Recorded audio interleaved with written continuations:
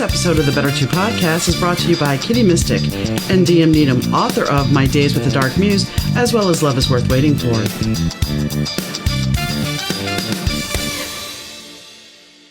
Hi, gang. Donna here. Thanks for tuning into the Better Two podcast. Today's guest is Moshe Mikanovsky.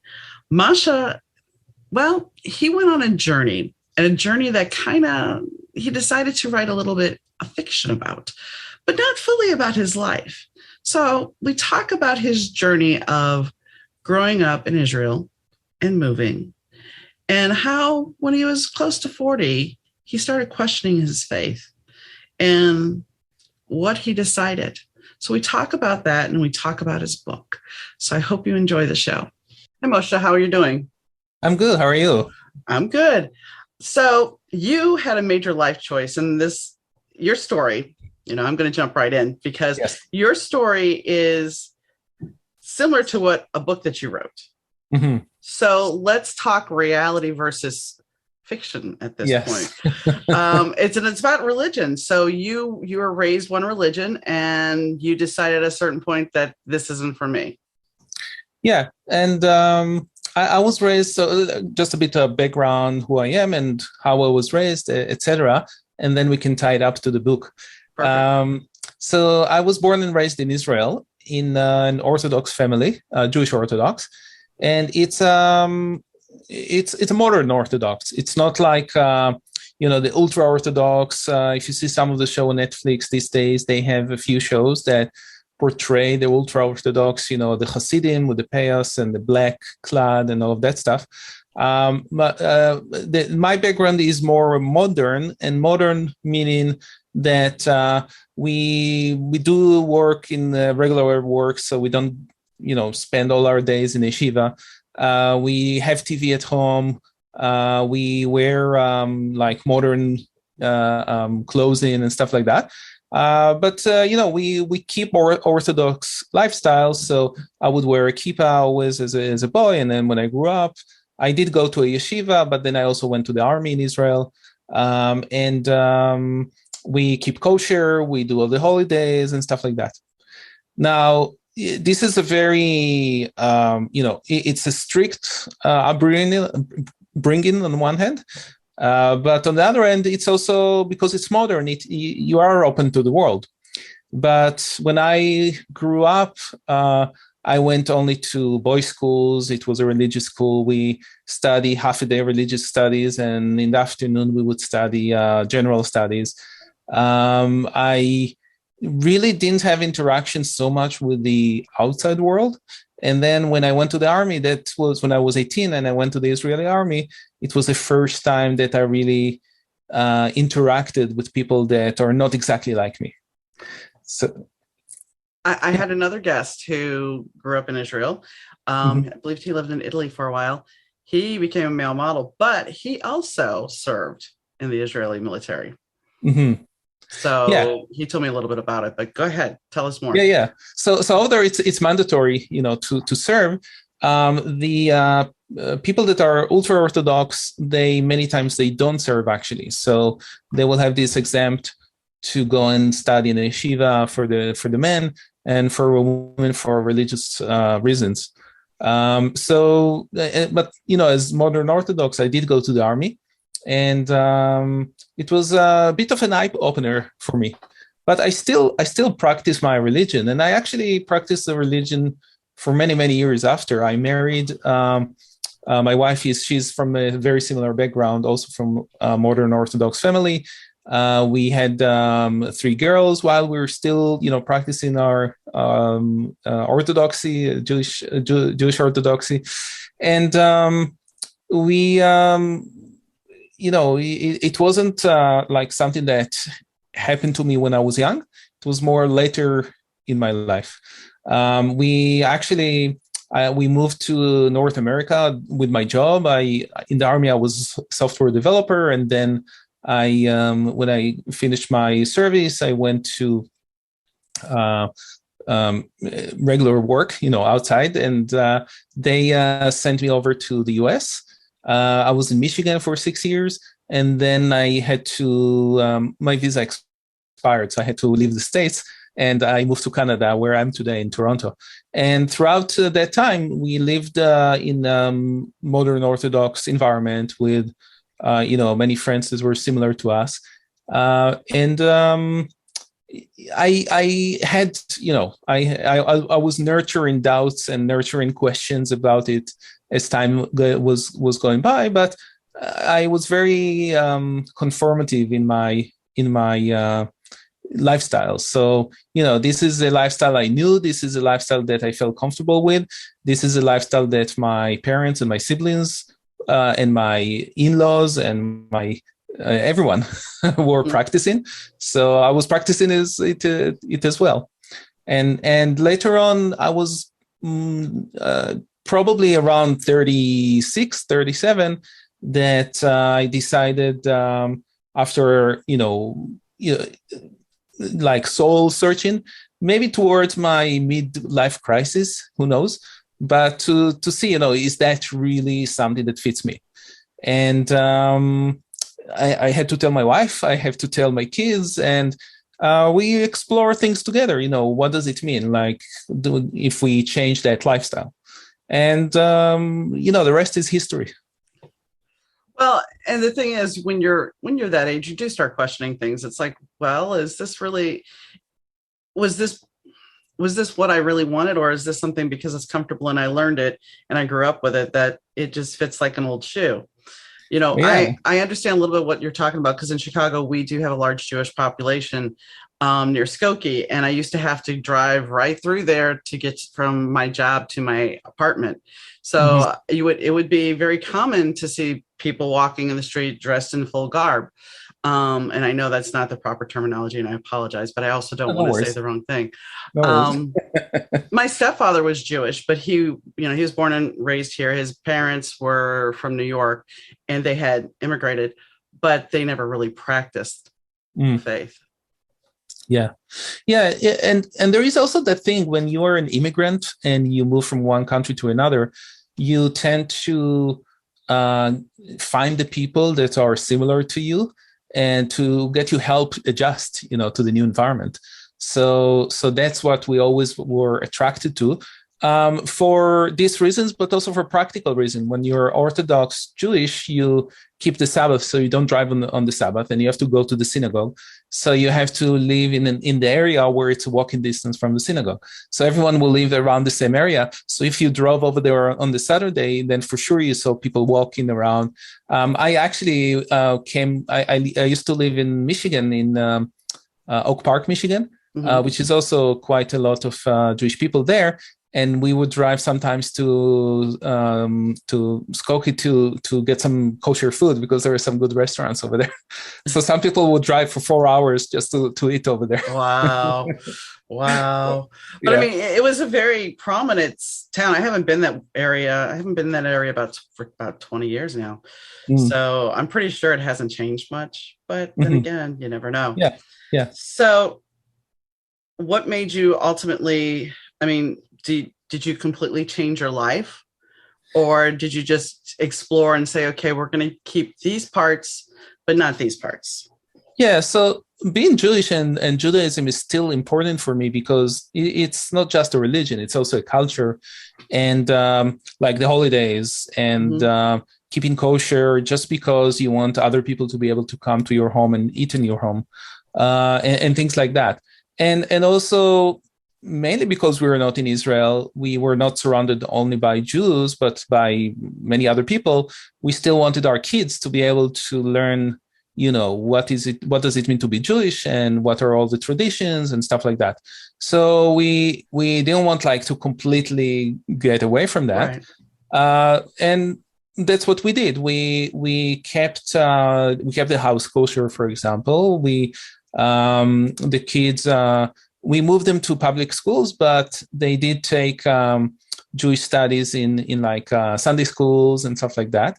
And we also send them to youth groups that are Jewish youth groups to get enrichment this way. We send two of my daughters. They went to summer trips in Israel through these groups. And also one of them went to the one in Poland. So she was able to experience also the history over there, the Holocaust history, etc. So it was still very important for us. And all our family is in Israel, so you can't really detach yourself completely from that. So it's not even possible. Will your kids be going back to Israel to go into the military, since it is required service? So they could if they wanted to, but they decided not to. So they stayed here.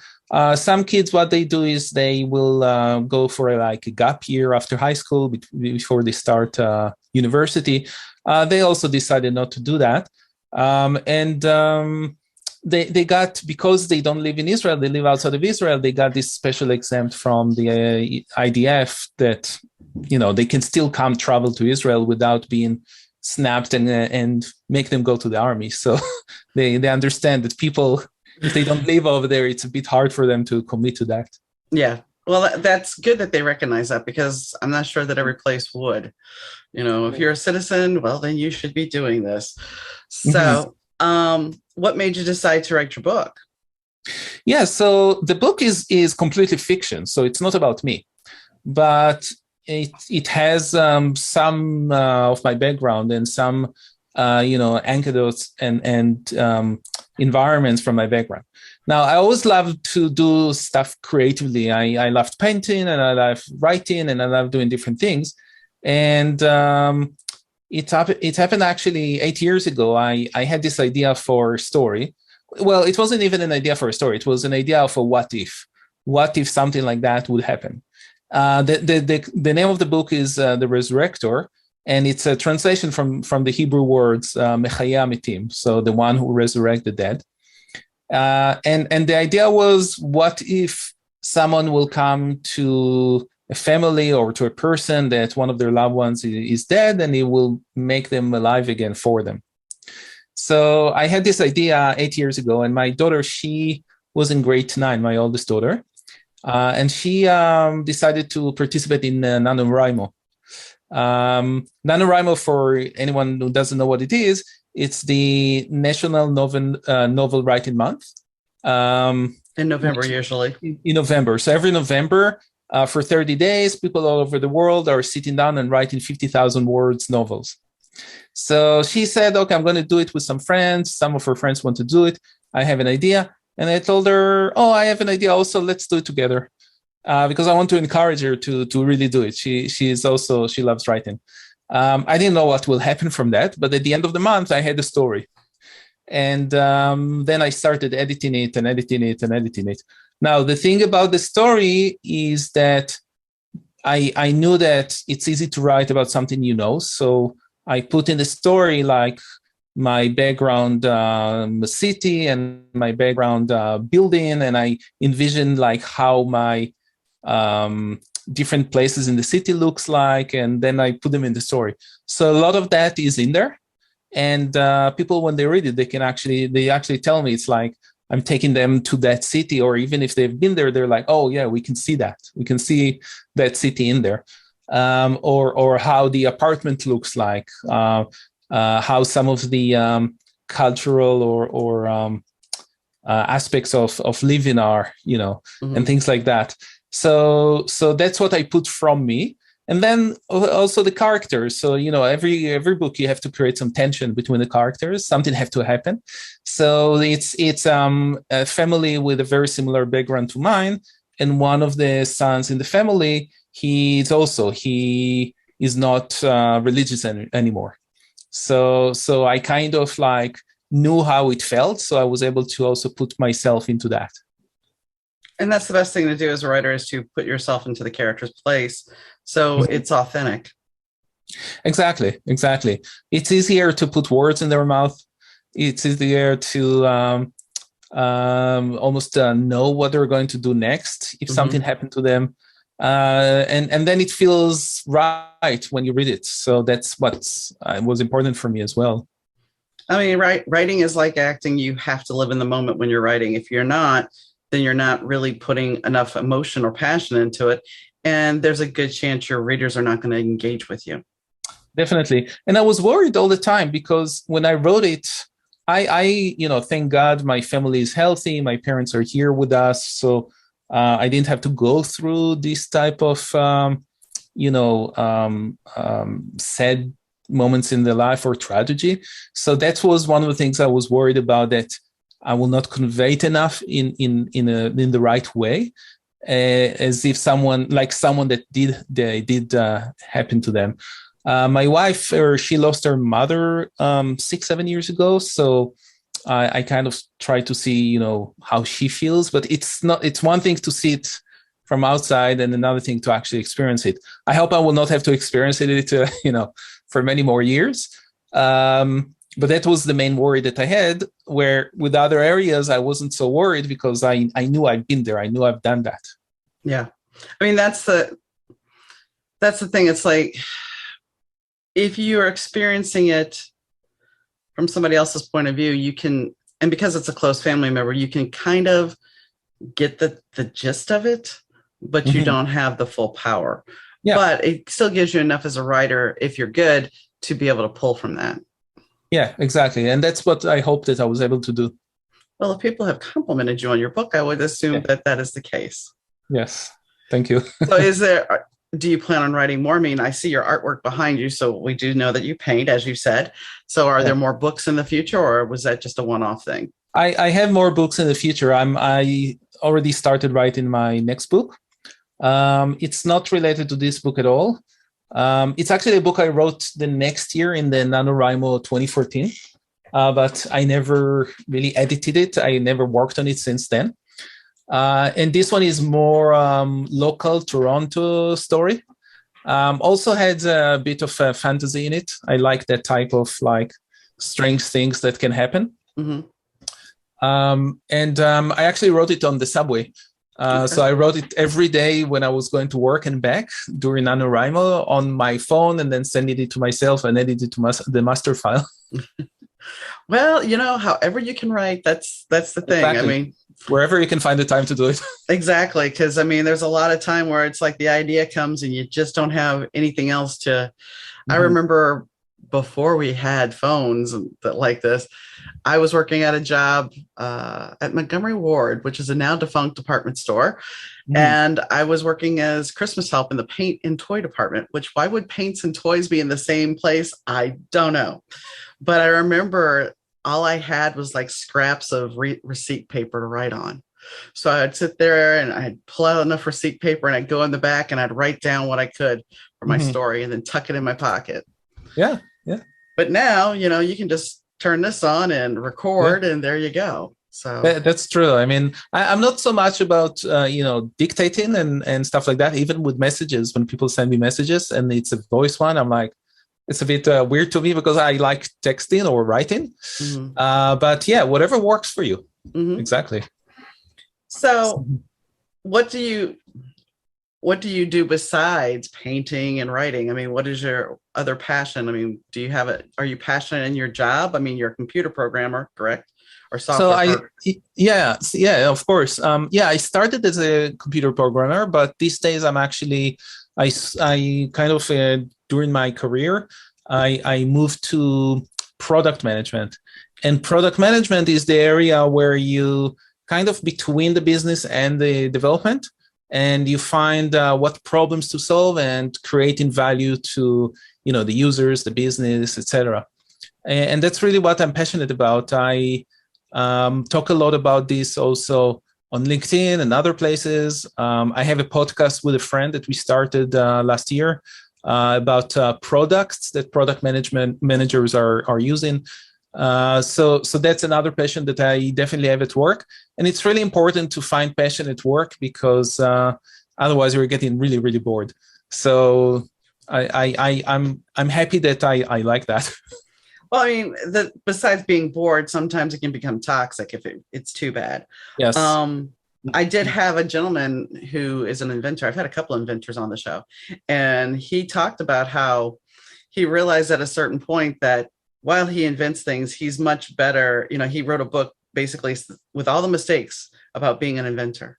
Oh, that's cool. That way you don't have to make those mistakes. Yeah. Because there's so many people that think, oh, I got an idea. This is going to be $1 million idea. And he talks about the electric or the pot stirrer. He invented a pot stirrer, so you wouldn't have to stand there and make it. He's like, yeah, it didn't sell that well. He's like, that's my mistake. I'm thinking, well, I mean, for me, I don't like sitting there if you're making a roux or a sauce from scratch. I don't have the patience to sit there and stir. So that wouldn't be a bad thing. But right. most people don't cook that often anymore, I don't think. Well, with the pandemic, that might have changed a little bit. Yes, I know.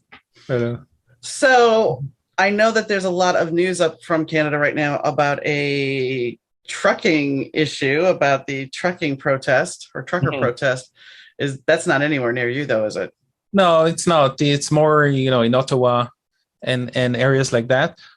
In one of the days that they were driving to Ottawa, I actually was driving to Niagara Falls, and my daughter was worried that I will get stuck behind some of those trucks. But I was driving the other way. Really, it was more about coming back. I didn't see any of them, so I think they were already closer to Ottawa. So it's really different directions all together. But yeah, I mean, democracy. We do what we need to do. Some people, that's what they think they have to do. So we live in a good place, and it's better to have it that way. Although I don't necessarily agree to everything they said, but it's democracy, right? Right. And I mean, democracy is people are going to speak out. That's why we have democracy, so they can voice their opinion. So exactly. Just like you and I do on the podcast. I mean, exactly. Part of that is our opinion and what we think. Mm-hmm. So ultimately, when you started talking to your wife about your doubts about religion, how did that go? Yeah, it wasn't easy, especially for me, but also for her. It wasn't easy at all. It's a tough discussion to have. Especially that you're born into something, and it's not like I was in my 20s or teen. It was much later, and we already have kids and etc. And all of our friends are in this environment, so it wasn't easy. But it's I think love conquers everything at the end. So that was really my luck that she really loves me, and she our relationship was much more important than anything else in our family, and I think that every person at the end of the day have doubts or they have questions. Some of them just it's very easy for them to live with them. They just dust it away and they continue their life.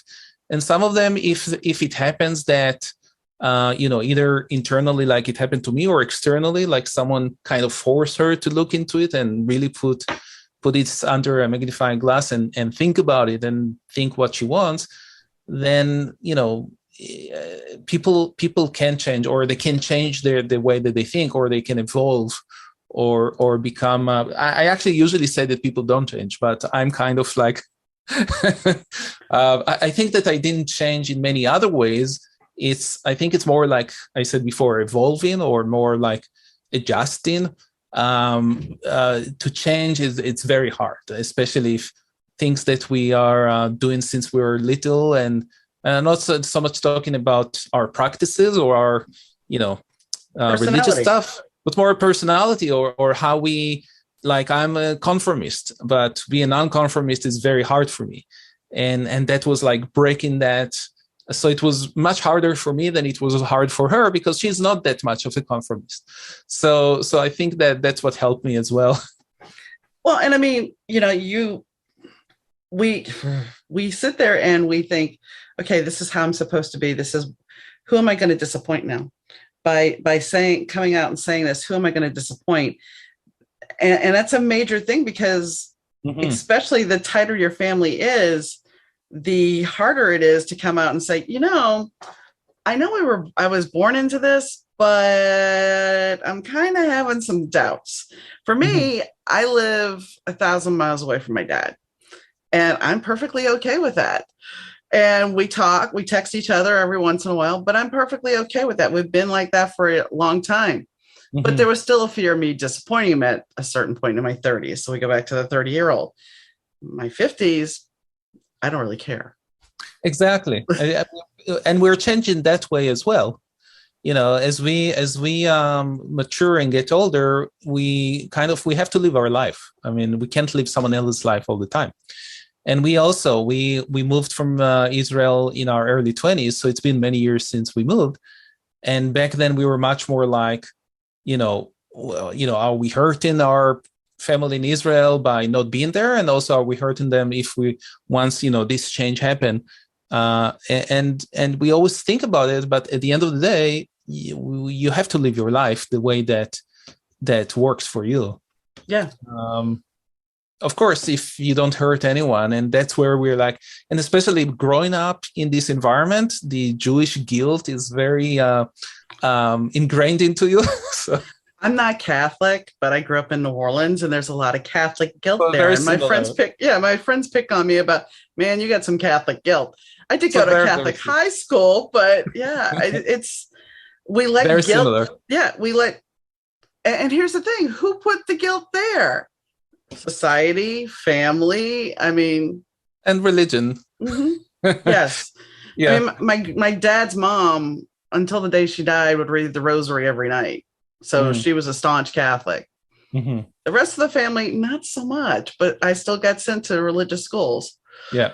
So I get it. I mean, it's kind of built in some of those religions, and it's very hard to break away from. So I hope I'm not giving too much of this guilt to my kids.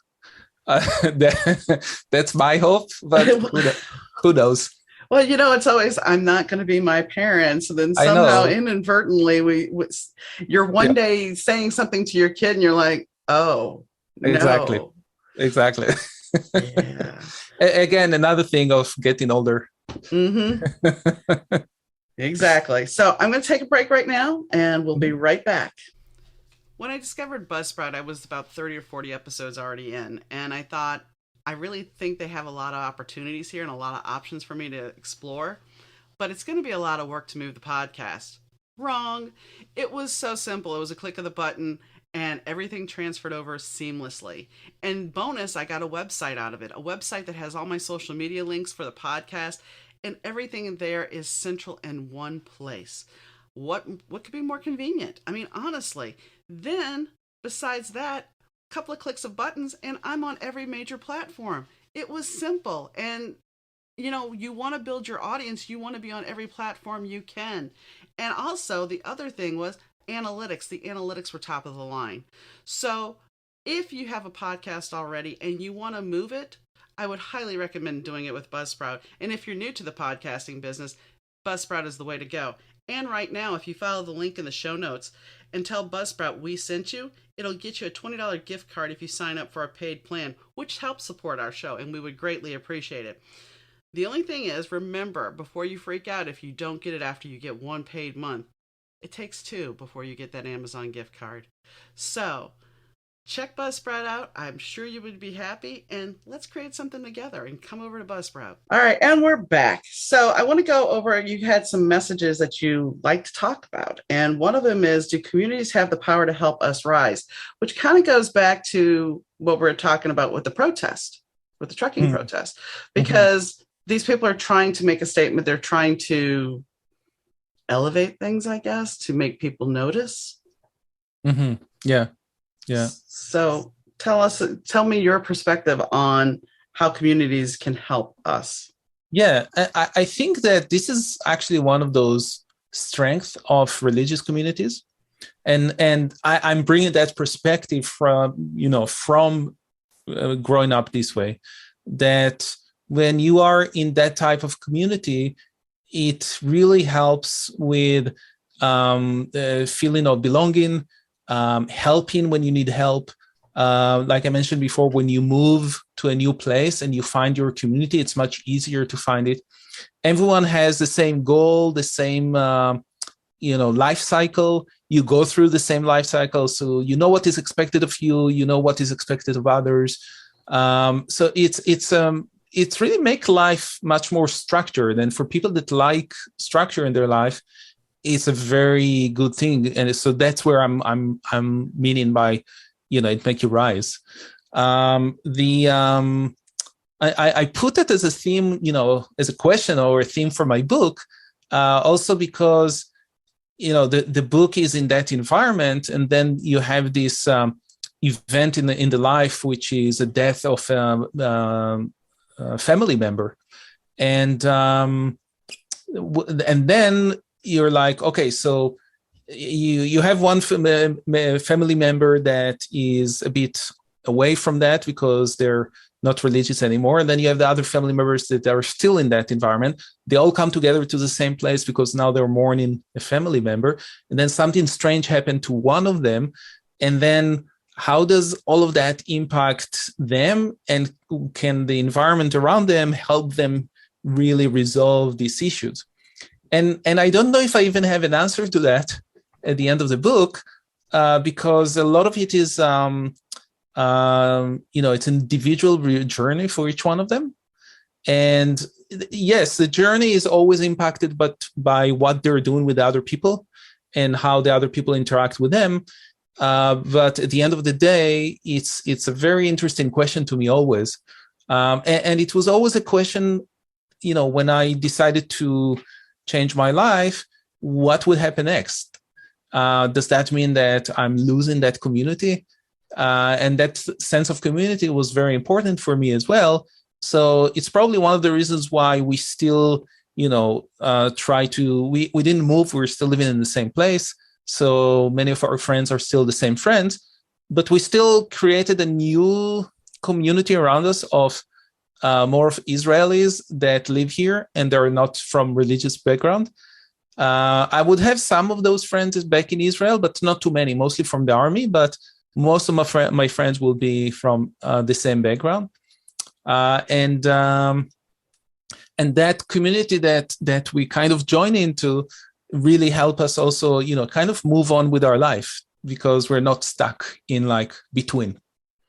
Well, and see, something while you were talking came to mind is that when a person goes through a divorce or a loss or a move, they suddenly have to figure out a new community. They have to suddenly create this whole new relationship web, because especially if they have to move away from where they're at, which you did, you've done that.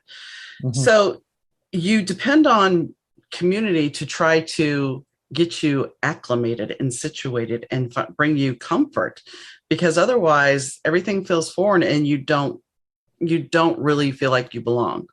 Yeah, absolutely.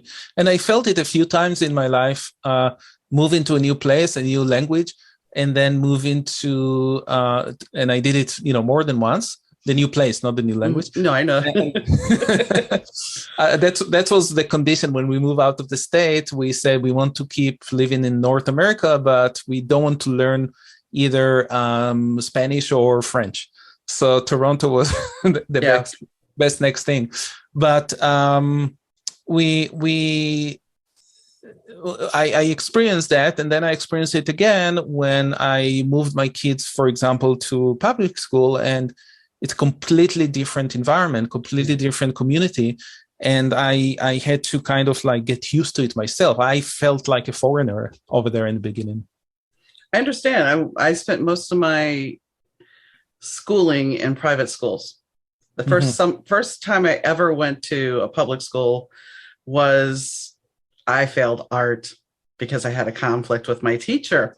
So to make up for the credit in high school, I had to go to public school for summer school. When I transferred up to Shreveport, I ended up in a public school. My mom gave me the opportunity to go to public school or another all-girl Catholic school. So I opted to go to the public school because I'm like, I need to be able to interact with guys. I don't want to be this little Catholic school girl. So I got to take art again and I passed everything. So that's why I know it was a personality conflict. But it was a whole fish out of water, because the last school I had gone to that had boys was my junior high school. So now it's 2 years later and I have braces and acne and there's boys and I don't know what it was just miserable.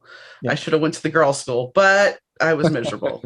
But I mean, that's one of those things where it's like, you don't know. And I've moved several places, so I understand completely. It's like, okay, we're moving. All right, now what? Yes. And yes. people think, oh, if you're moving, then you have a chance to just start over and everything's going to be perfect. No, you're still taking you with you. Yeah. It's not that hard. You're not a new person. You're still you. Yeah. Mm-hmm. And I think that's a big misconception about I can go move somewhere and start a new life and nobody will know. Especially nowadays, the internet remembers well. Absolutely. I mean, back in the 70s and 80s, you might have been able to, but now, not even close. Yeah. So you talk, there's another quote here that says, are our egos binding us to that which is in front of our eyes? Mm-hmm. So explain this a little bit. Yeah, that's it's that goes towards some of the lines in the story. So just to talk a bit about the story and what happens over there. So as I mentioned, there is this family. They're sitting Shiva on what Shiva is the mourning period, and for one of their sons, and the father, he is religious, and there is two other remaining siblings, a son, an older son. He is in the army, and he's the one that is not religious anymore. And then there is a younger girl. She's in high school, only girls high school, and she's also religious. And the father had this issue with his dead son, which I'm not going to tell what it is, because that's will tell. Yes, it will spoil the book, exactly. But he didn't talk with him for 2 years, and then the son dies. So now, after not speaking with him for 2 years, the son dies. He really doesn't have any closure or anything like that, and then he get this opportunity with the Resurrector. The stranger comes to the Shiva house, and he give him this power to see his dead son again. And then he goes through this journey in the book, which I'm taking the reader with him to kind of try to see what happened to his son and the things that he missed. He was there, but he missed them throughout the entire life, and he didn't really understand his son. And this is where many of us are either we're living within our own self and don't see what happens to others, even to the people that are closest to us, or we do see it, but we see it in a different way, and then we miss the point completely about how other people are feeling and what their issues are, etc. Now, this is a father and a son, and the father and son should have a very close relationship, but unfortunately, that's not the case with many people. And that's really what I was trying to explore over there about, hopefully is getting to it, in the book. So everyone has to read the book to see what happens. But that's really one of those ideas about don't wait until it's too late, and see what's right in front of you while you still have the opportunity to do it. Well, I think, especially nowadays, so many people don't have the time. So many people are so engrossed in either, their phone or being on social media, or, there are people that are working 2 or 3 jobs just to keep the lights on at their house. And the sad thing about that is, who's raising the kids? What family unit do they have? Yeah, definitely. And that's one of the things that is very important for us, our family, to have dinner with the kids every day, and to do things together, to go on vacations together. And it's very important. And then I like we talked about it already before, how we are away from our parents, and being away from our parents with this additional Jewish guilt or Catholic guilt. What are we missing that we should really do now before it's too late? So right. It's things that even if the relationship is great, we're talking with them every day, we are still, everything is good. I didn't see my parents for 3 years because of COVID, and it's tough, and I'm missing a lot of stuff. They're missing a lot of stuff. So everyone can take lessons from that, and myself included. I think, though, it also depends on how your relationship with your parent is. If you have a solid relationship with your parent, you're going to miss those things.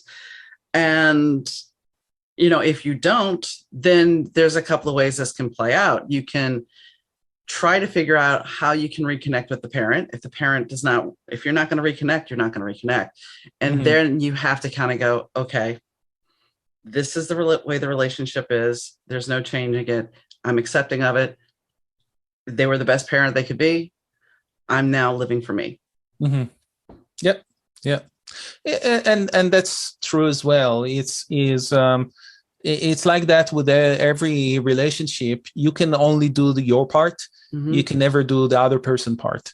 And if they don't play along, or they're blind to it, or their ego is playing games, or whatever it is, there is limited things you can do about that. Right. And I mean, you just have to make peace with it. Otherwise, you're going to drive yourself nuts. Absolutely. And I think, COVID was a gift in a way, because it made some of us stop and look at what is important in our lives.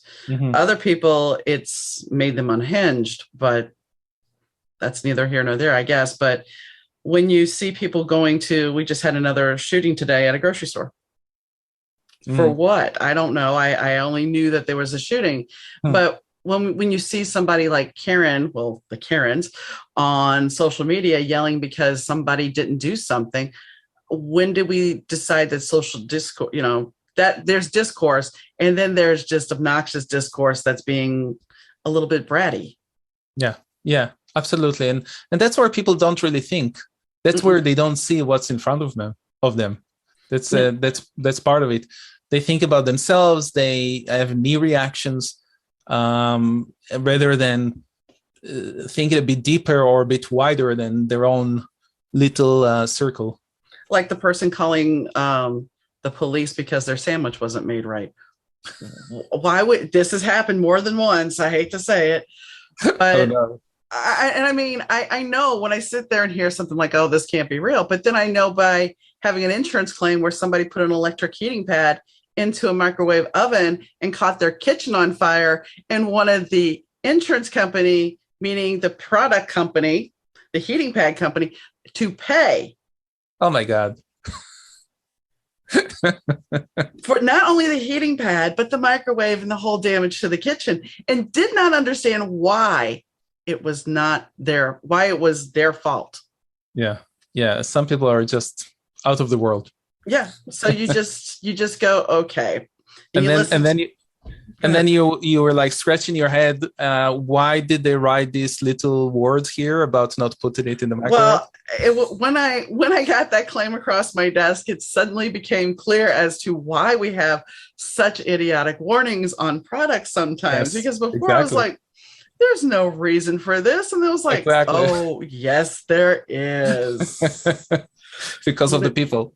I bought a curling iron not too long ago, and I would have never thought this. And it said, do not use on eyelashes. I'm like, are you telling me some idiot put this out their eyes? I mean, in high school one day, I was not paying attention, and I had my legs crossed, and I'm doing my hair, and I leaned my curling iron down, and I burned my leg. That was my stupidity. I admit that. An accident, yeah. Right. But to put it by your eye, are you insane? On purpose. Yeah. But to each his own, I guess. And, it's the big joke of somebody putting the RV on cruise control while they went in the back and made a sandwich and then got in an accident. Whether that's true or not, it was a Darwin Award. Whether it's true or not, I don't know.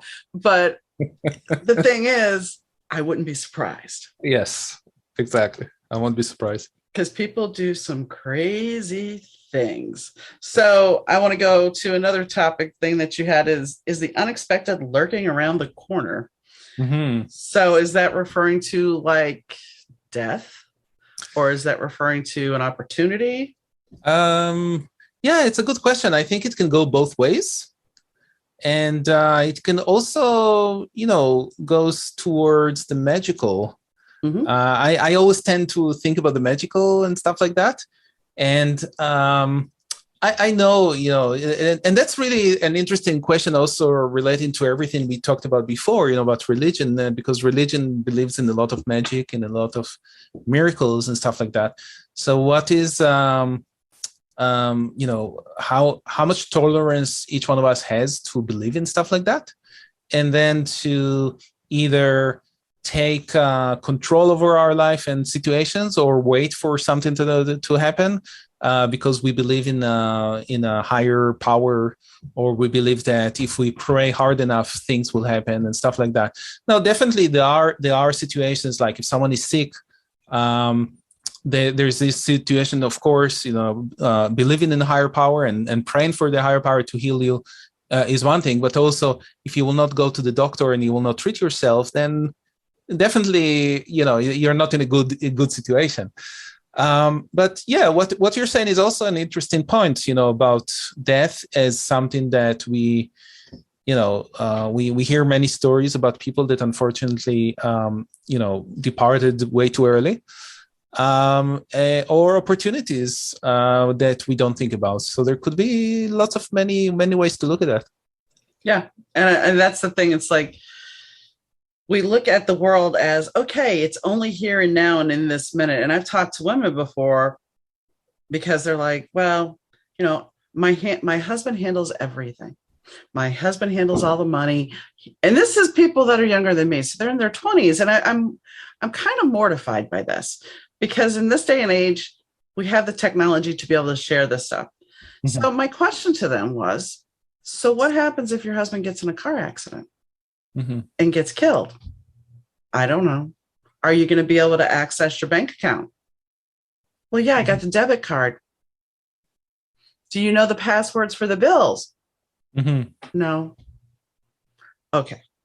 Now, granted, he can write all that down, and that's fine. But have some empowerment, because things are, this isn't the 1950s where you have a successful marriage, so I'm not going to knock it. But marriage is not always successful nowadays. So you're going to have to decide. And like I said, if something happens to somebody, I picked my husband, granted, I knew he was on borrowed time, but I picked him up from dialysis. He seemed perfectly fine. Within 10 minutes, he would be dead. Mm-hmm. So I knew this was coming, but did I expect it to happen like that? No. Mm-hmm. So this is what I'm saying. You don't know. How many times have you heard about somebody having a coronary event out of nowhere and driving through something because they seemed perfectly healthy? Everybody thought they were perfectly healthy. Yeah, absolutely. And I lost a very dear cousin last week. And she was battling cancer for many years. We saw her just before Thanksgiving the last time. And we were like, we don't know. My wife said, we don't know if we're going to see her again.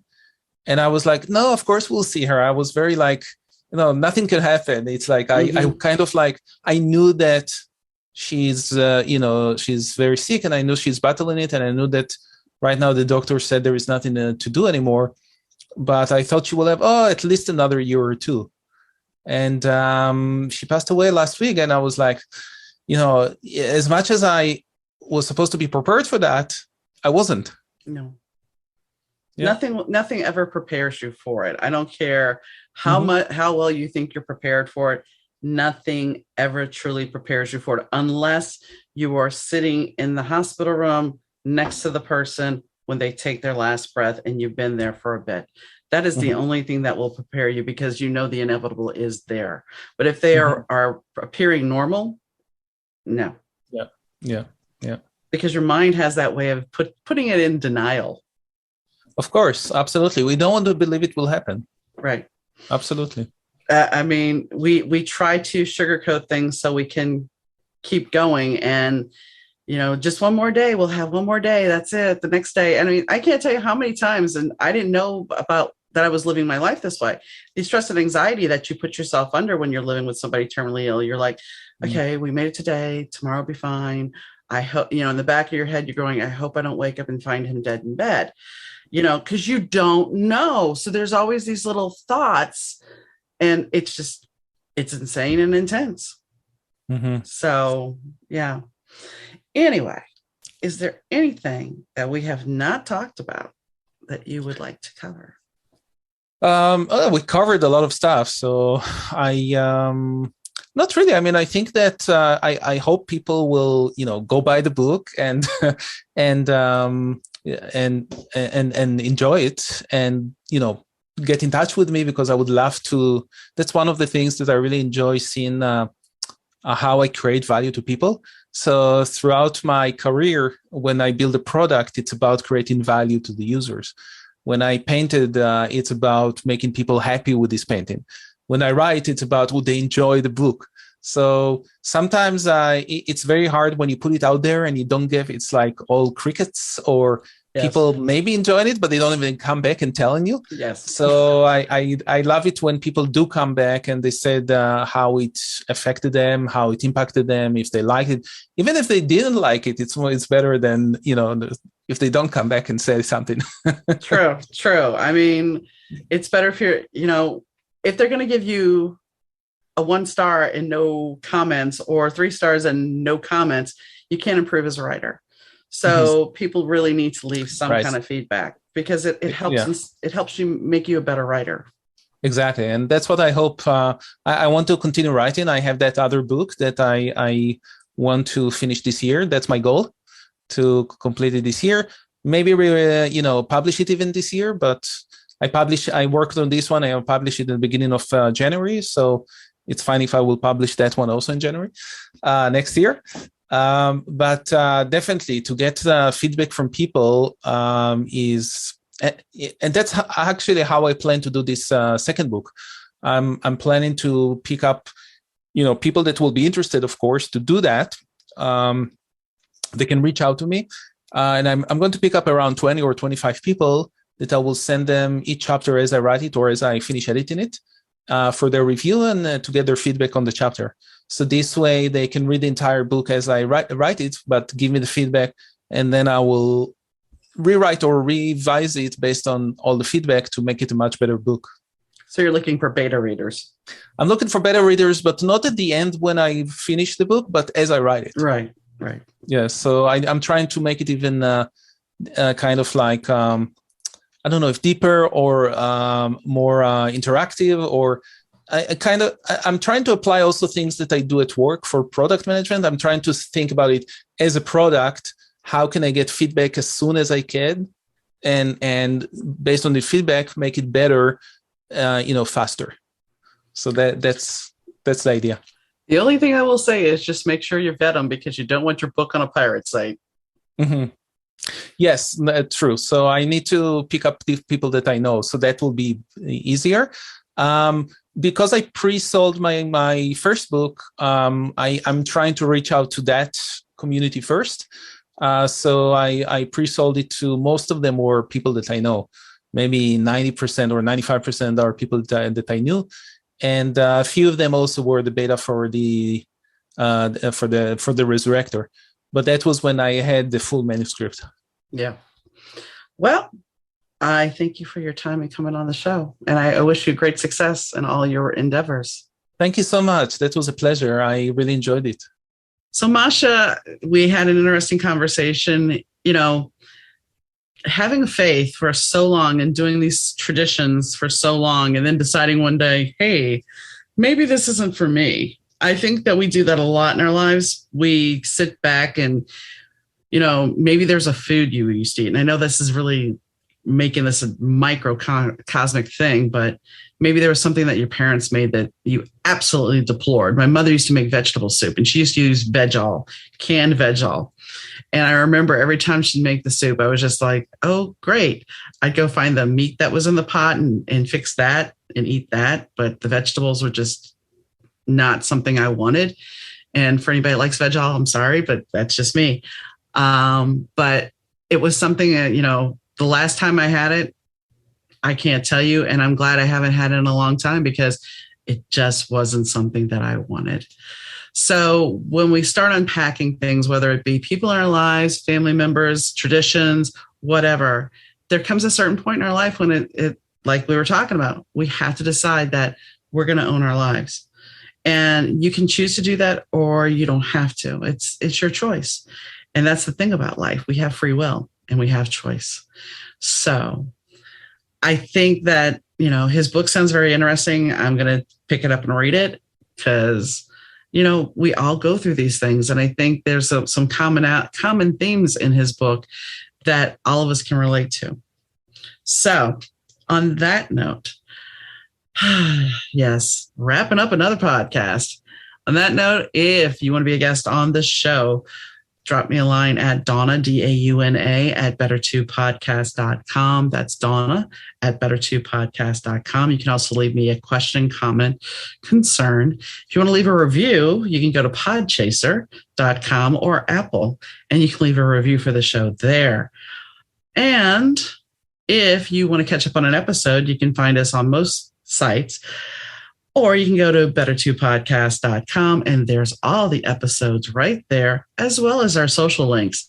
So you can follow us on social media and get the trailers for the new episodes, as well as find out the weekly schedule of what's coming up.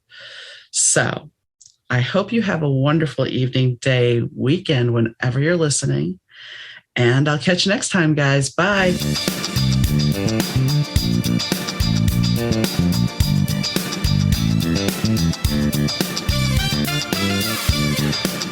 The Better 2 podcast is mixed, edited, and produced by Rich Zai of Third Ear Audio Productions.